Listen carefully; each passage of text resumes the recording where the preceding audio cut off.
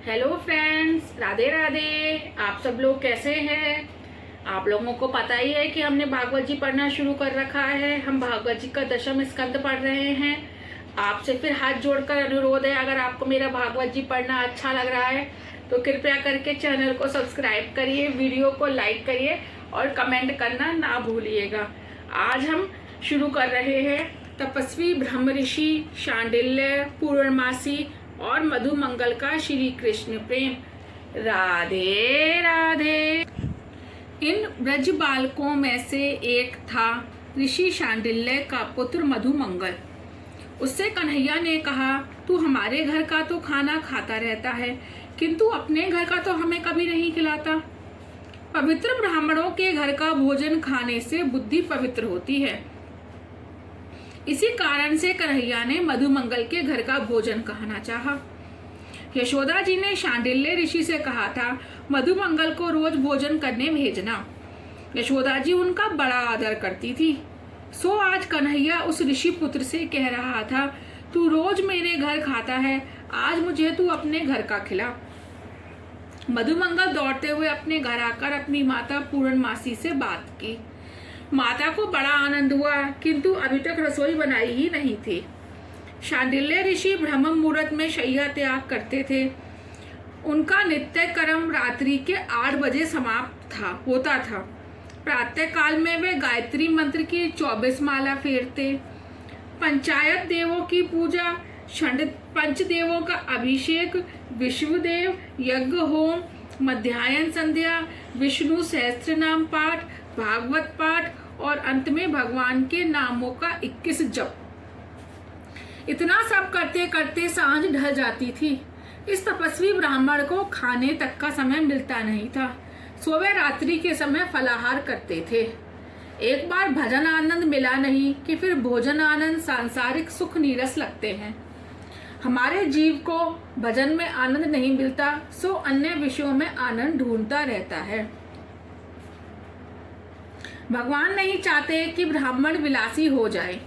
वैश्य और क्षत्रिय का विलास तो कुछ अंशों में क्षम्य है, किंतु ब्राह्मण का विलास अक्षम्य है।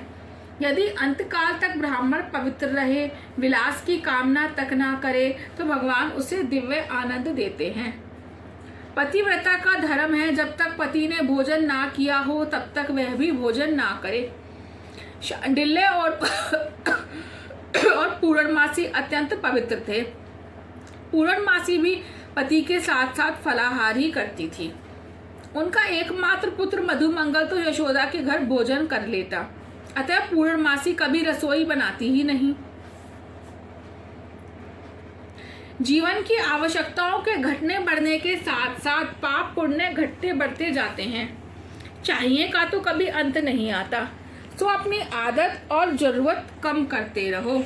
निश्चय करो, मुझे भगवान के सिवाय और कुछ भी नहीं चाहिए। पवित्र ब्राह्मण अपने घर में किसी भी वस्तु का संग्रह नहीं करता। अब पूर्णमासी के घर में तो कुछ भी नहीं था। घर में देखा तो बस थोड़ी सी छाछ थी। खट्टी होगी तो कन्हैया को पसंद नहीं आएगी, ऐसा सोचकर उसने उसकी कड़ी बनाई। मधुमंगल से कहा, मुझ गरीब ब्राह्मण के घर और तो है ही नहीं, बस यही दे देना। परमात्मा कभी यह नहीं देखते कि जीव उनके लिए क्या लाया है, वह तो मात्र यह देखते हैं कि वह कौन भाव से लाया है। ईश्वर केवल भाव देखते हैं। वस्तु को देखने वाला जीव है और भाव को देखने वाले हैं भगवान। भगवान को हमेशा सर्वोत्तम वस्तु का भोग लगाओ। तो मधुमंगल वह छाछ लेकर आया। अन्य सभी बालक तो भांति भांति की मिठाई लाए थे, इसलिए मधुमंगल ऐसी छाछ देते हुए शर्माने लगा। उसने सोचा, यदि मैं ऐसी छाछ कन्हैया को दूंगा तो मुझे सारा जन्म ऐसी खट्टी छाछ ही पीनी पड़ेगी। कान्हा उपहास भी करेगा कि उसकी माँ खट्टी है, सो छाछ खट्टी है। ऐसा सोचकर मधुमंगल स्वयं ही छाछ पीने लगा। भगवान की दृष्टि उस पर पड़ी। अरे मधुमंगल, तेरी माँ ने यह छाछ मेरे लिए भेजी है और मुझे देने के बदले तू ही पिए जा रहा है। मेरी मौसी पूर्णमासी ने यह मेरे लिए बड़े प्यार से भेजी है, मुझे भी तो पीने दो। मधुमंगल जल्दी जल्दी पीने लगा।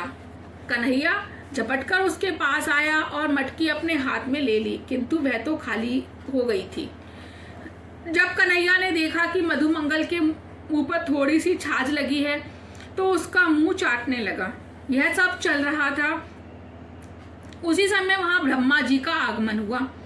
कन्हैया कह रहा था, मधुमंगल तेरे पिता तपस्वी ब्राह्मण हैं, सो तेरी झूठी छाछ मेरी बुद्धि सुधारेगी। श्री कृष्ण बालक के साथ बालक, भोगी के साथ भोगी, योगी के साथ योगी और ज्ञानी के साथ ज्ञानी हैं।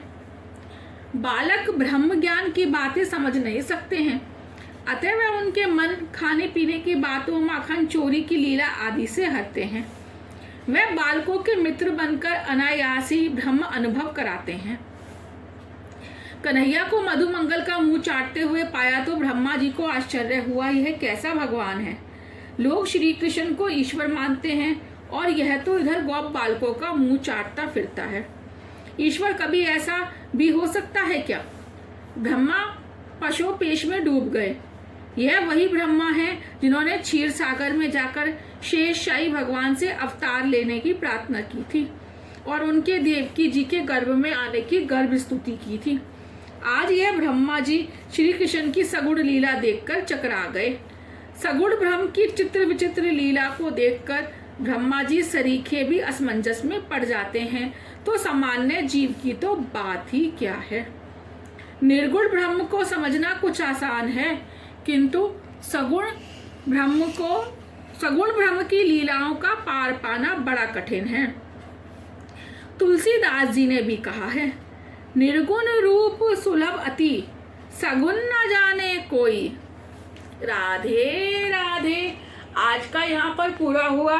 कल हम शुरू करेंगे नया टॉपिक, ब्रह्मा जी का मोह और उसका नाश। धन्यवाद। राधे राधे।